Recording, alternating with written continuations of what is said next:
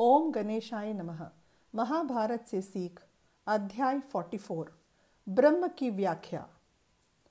पिछले अध्याय में हमने देखा कि अर्जुन कृष्ण से पूछता है कि मन पर नियंत्रण कैसे रखा जा सकता है।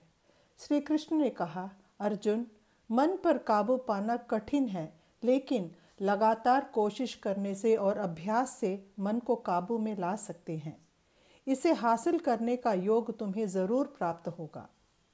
अर्जुन पूछता है, कठिन प्रयास और कोशिश के बावजूद भी अगर मन पर काबू नहीं पा सकेंगे तो क्या होगा?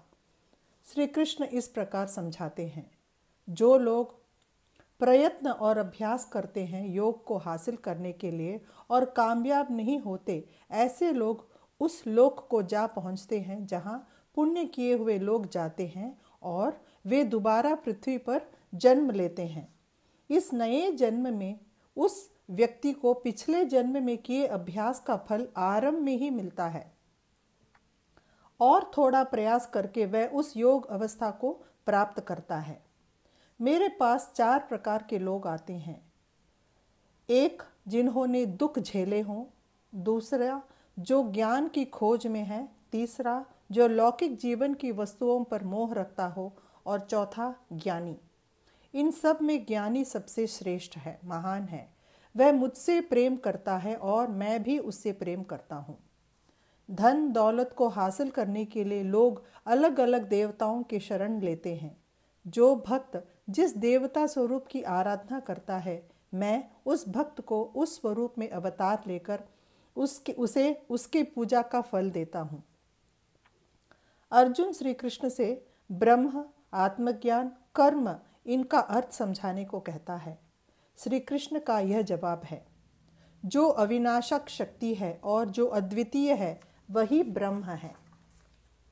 उस ब्रह्म के बारे में मिलने वाली जो ज्ञान है वही आत्मज्ञान है।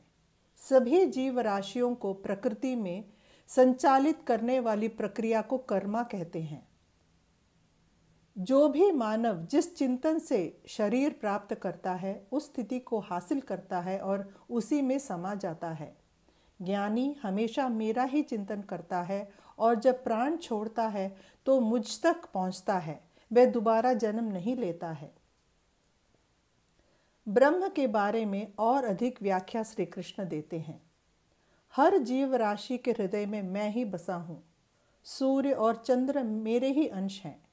वेदों में मैं सामवेद हूँ, पर्वतों में मेरु, सेनापतियों में मैं कार्तिकेय, जल राशियों में मैं समुंदर, शब्दों में मैं ओम हूँ, अचल वस्तुओं में मैं हिमालय, पंछियों में मैं गरुड़ हूँ, जानवरों में मैं सिंह, अस्त्र प्रयोग में मैं श्री राम, नदियों में मैं गंगा।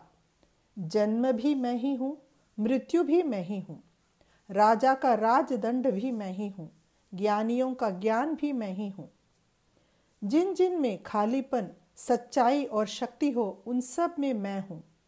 मेरे ईश्वरीय अंश के कारण ही यह भूमि चल रही है। ऐसी सीख देते हैं श्री कृष्ण अर्जुन को। गीता का उपदेश अब जारी रहेगा। जय श्री कृष्ण।